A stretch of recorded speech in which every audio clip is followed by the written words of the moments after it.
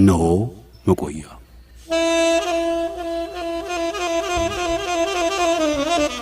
በመቆያችን እናቆያችሁ።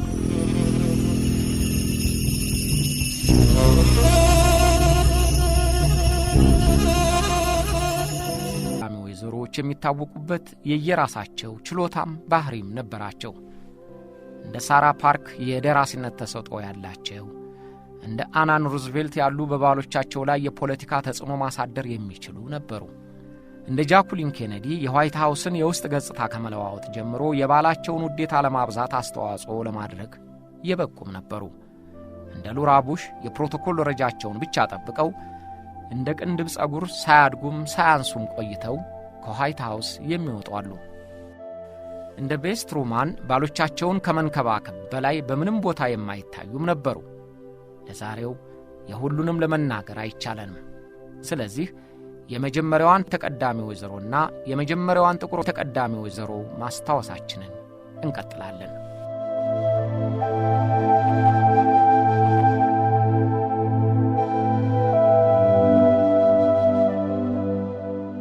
በቅድሚያ ግን ይህን ላመልክታችሁ።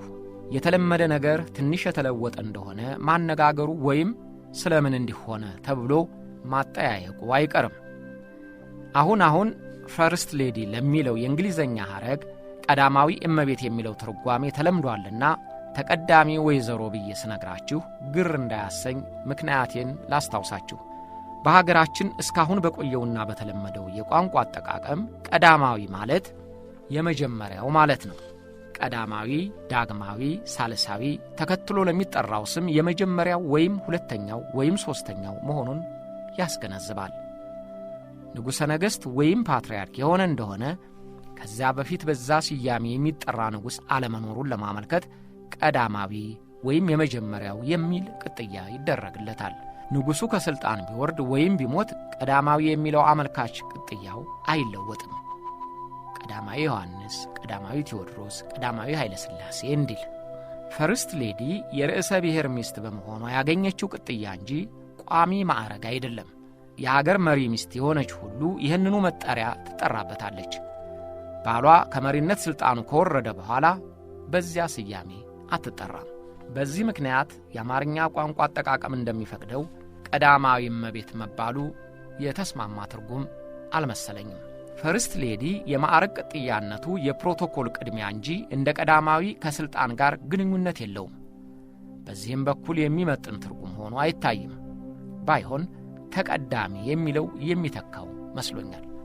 ተቀዳሚ አምባሳደር፣ ተቀዳሚ ሚኒስትር እንደሚባለው። ተቀዳሚ የፕሮቶኮል ቅድሚያን ያመለክታል። ቀድሞ ይገባል፣ ቀድሞ ይናገራል፣ የፊት ቦታ ይሰጠዋል። ሚኒስትሩ ወይም አምባሳደሩ ከኃላፊነቱ በተነሳ ጊዜ ቅጥያው ይቀራል። ሌዲ የሚለው ቃል በእንግሊዝ ሀገር የሆነ እንደሆነ ክብር ሊሰጣቸው ይገባቸዋል ለተባሉ ወይዛዝርት የሚሰጥ የማዕረግ ስያሜ ሆኖ እናገኘዋለን። በኢትዮጵያም በነገሥታቱ ዘመን እመቤት ሆይ፣ ወይዘሮ የሚል የማዕረግ መጠሪያ ይሰጥ እንደነበረው እነዚሁን ሁሉ በማመዛዘን ፈርስት ሌዲ ለሚለው ተቀዳሚ ወይዘሮ የሚለው ስያሜ የሚስማማ ይመስለኛል። ስለዚህ የዛሬውን ዝግጅት በዚህ አጠራር ልቀጥል ነው። የማይስማማችሁ ከሆነም ለ20 ደቂቃ ያህል አትታገሱኝም ብዬ አልጠረጥራችሁም።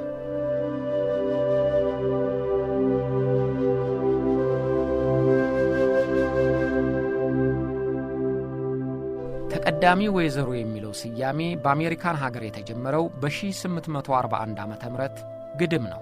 የአሜሪካው 12ኛው ፕሬዝዳንት ዛካሪ ቴለር የአራተኛው የአሜሪካ ፕሬዝዳንት ጄምስ ማዲሰን ባለቤት ዶላይ ማዲሰን በ1841 ዓመተ ምህረት ሲሞቱ በቀብር ሥነ ሥርዓቱ ላይ ባደረጉት ንግግር ተቀዳሚ ወይዘሮ የሚለውን ሐረግ ተጠቀሙበት። ከዚያ በኋላ ቃሉ በተደጋጋሚ የሚሰማ ሆነ። ስያሜው በሰፊው ዕውቅና ያገኘው ግን ይህ ከሆነ ከ36 ዓመታት በኋላ በ1877 ዓመተ ምህረት ላይ ነው። ስያሜውን ያስፋፉትም ጋዜጠኞች ናቸው። መቼም ጋዜጠኞች የተወላገደም ይሁን የተቃና ስያሜ ለመስጠት የሚተካከላቸው አልተገኘም። ከዛሬ 122 ዓመት በፊት በሚታተመው የኒውዮርኩ ዘ ኢንዲፔንደንት ጋዜጣ ጋዜጠኛ ሜሪ የአሜሪካውን 19ኛ ፕሬዝዳንት ሮዝፎርድ ሄይስን የሥልጣን መረከቢያ ስነ በዓል ትዘግብ ነበር። ጋዜጠኛዋ ስለ ፕሬዝዳንቱ ሚስት ሉሲ ሄይስ ስትዘግብ አስደናቂዋና ታዋቂዋ ተቀዳሚ ወይዘሮ ብላ ጻፈች። ይህንን የማዕረግ ቅጥያ በምትጽፍባቸው ዘገባዎች ሁሉ አከታትላ ተጠቀመችባቸው። ከዚያ በኋላ ተቀዳሚ ወይዘሮ ለፕሬዝዳንት ሚስቶች የተለመደ መጠሪያ ሆኖ ቀረ።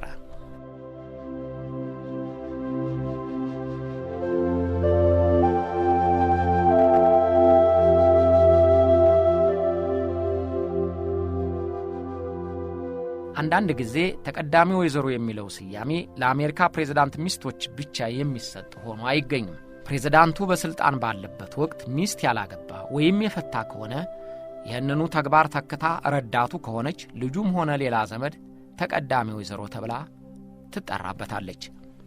የአሜሪካ 15ኛው ፕሬዝዳንት ጄምስ ቡካነን ዕድሜ ልካቸውን ወንደላጤ ነበሩ። ስለዚህ የቤተ መንግሥቱ ሥራን የሚመሩላቸው ያሳደጓቸው ያክስታቸው ልጅ ሄርትሌን ስለነበሩ ተቀዳሚ ወይዘሮ በሚል ስም ተጠርተውበታል። በአሁኑ ጊዜ ከአሜሪካ አልፎ በሌሎችም ሀገሮች የርዕሰ ብሔር ሚስቶችን ተቀዳሚ ወይዘሮ በሚል ስያሜ መጥራት ተለምዷል። በአንዳንድ አካባቢ ስያሜውን ለርዕሰ ብሔር ሚስት ብቻ ይጠቀሙበታል።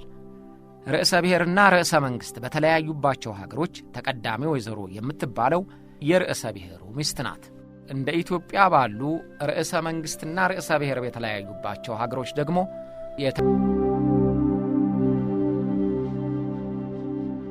በፖለቲካ አቋማቸው እነ ጆርጅ ዋሽንግተን ለሚታገሉለት የነጻነትና የሪፐብሊካን አስተዳደር ደጋፊ ነበሩ።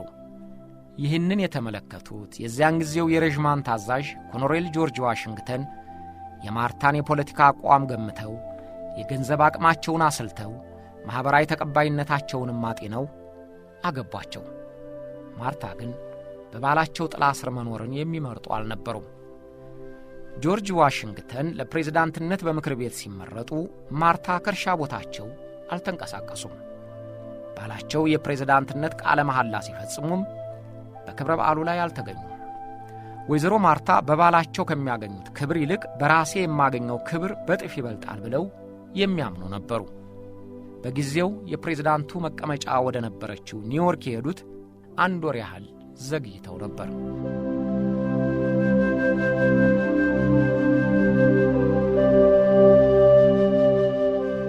ወይዘሮ ማርታ በፕሬዝዳንቱ ሚስትነት በኒውዮርክ ቤተ መንግሥት ኑሯቸው አልተደሰቱም። የቤተ መንግሥት ኑሮ ለማርታ ብርቅ አልሆነባቸው። እንዲያውም በራስ ፈቃድ እስር ቤት እንደመታጎር አይነት ሆነባቸው። በተለይም የፕሬዝዳንቱ ዋሽንግተን ረዳት የጠበቀ የፕሮቶኮል ደንብ አውጥቶ ማንኛውንም ወዳጅ ወደ መኖሪያ ቤት መጋበዝ የሚፈቀድ እንዳልሆነ ሲያሳውቃቸው ቅር አላቸው። በኒውዮርክ ጓደኛ ስላልነበራቸውም ብቸኝነት ተሰማቸው። በእርሻ ቦታቸው ባለብዙ ቤተሰብ ሆነው በዚህ ተቀለሽ በዚያ ተመለሽ የሚላቸው ሳይኖር ደስ የሚላቸውን አድርገው የኖሩት እመቤትቱ ማርታ በፕሮቶኮል ደንብ ተቀይደው መቀመጣቸው አስጠላቸው። ዋና ከተማው ወደ ፊላዴልፊያ ከተዛወረ በኋላ ጥቂት የድሮ ጓደኞቻቸውን በማግኘታቸው ትንሽ ዘና አሉ ይላል ታሪክ ጸሐፊያቸው። ማርታ በተቀዳሚ ወይዘሮነታቸው ጊዜ ዋና ተግባራቸው እንግዶችን ማስተናገድ ነው። ማክሰኞ ለወንዶች ብቻ፣ ዓርብ ለወይዛዝርት ጭምር በሚዘጋጀው ቋሚ የግብር ሥነ ሥርዓት ላይ መገኘት፣ ማዘጋጀትና መቆጣጠር ዋና ተግባራቸው ሆነ።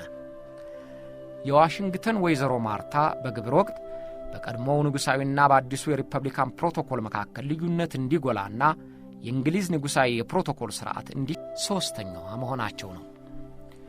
የሚሼል ኦባማ ሥርወ ትውልድ የባርነትን የመገለልና የሰቃይ ጎዳና አልፎ የዘር መድሎንና ጭቆናን በጊዜ ሂደት ጥሶ ያለፈ ነው። የሚሼል ቅማያት ጂን ሮቢንሰን በእርስ በርሱ ጦርነት ጊዜ በፍሪንፊልድ የሩዝ እርሻ ለጌታቸው እያገለገሉ መኖራቸው ታውቋል። ወደ ፍሪንፊልድ የሄዱት ተሸጠውም ይሁን ታፍነው ምክንያቱ አልታወቀም። ከየትኛው የአፍሪካ ክፍልም እንደተወሰዱ አልታወቀም። ምክንያቱም በዚያን ጊዜ ባሮች የጌቶቻቸው ዕቃ እንጂ እንደ ሰው ተቆጥረው በሕዝብ ቆጠራ መዝገብ ስለማይካተቱ ነበር። ባሮች በሕግ አርነት ከወጡ በኋላ የሚሼል ቅማያት በጉልበት ሥራ እያገለገሉ መቆየታቸውን የሚያመለክት ሰነድ ተገኝቷል። ሮቢንሰን ማንበብና መጻፍ ባያውቁም ከዚያ ወዲህ በተደረጉት የሕዝብ ቆጠራዎች ልጆቻቸው መጻፍና ማንበብ የሚሆን ሕዝብ ተወዳጅነት ማትረፋቸው በሕዝብ አስተያየት ተመስክሯል። A belief at the heart of his life's work. See, it's what he did all those years ago in Chicago, setting up job training to get people back to work and after school programs to keep kids safe. ሕይወቱን በብርቱ ተግባር እንዲጠመድ ማድረጉን አምናለሁ።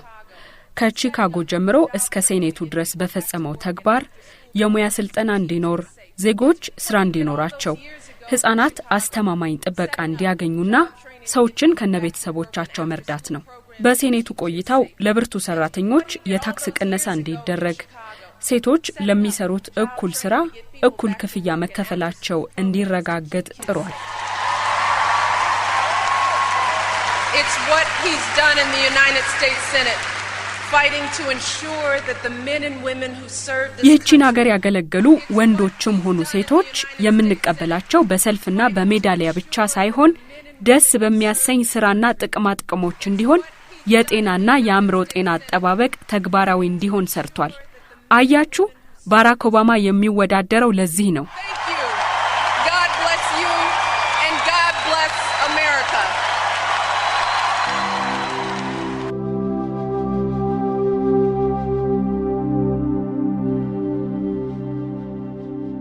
ይህን ንግግራቸውን ለአያታቸው ለቅሶ በሄዱበት ቺካጎ ሆነው በቴሌቪዥን የተከታተሏቸው ባለቤታቸው ባራክ ኦባማም የሙገሳ መልእክታቸውን አስተላልፈውላቸዋል። Now you know why I asked her out so many times, even though she said no. You want a persistent president. Hey, Michelle, you were unbelievable. አይሆንም ብትለኝም ለምን ብዙ ጊዜ እንደጨቀጨኳት ምክንያቱን አሁን አውቃችኋል። ተስፋ የማይቆርጥ ፕሬዝዳንት አትፈልጉም? ሚሼል ታምረኛ ነሽ።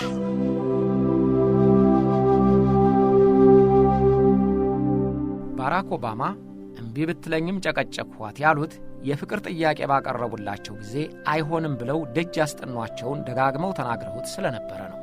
ሂላሪ ክሊንተንም ከፍ ባለ ኃይለ ቃል አወድሷቸዋል። And Barack will have with him a terrific partner in Michelle Obama. Anyone who saw Michelle's speech last night knows she will be a great First Lady for America. ባራክ ሚሼልን የመሰለ ብርቱ አጋር አለችው። የትናንት ምሽቱን የሚሼል ንግግር ለተመለከተ ማንም ቢሆን የአሜሪካ ታላቅ ተቀዳሚ ወይዘሮ መሆኗን ይረዳል።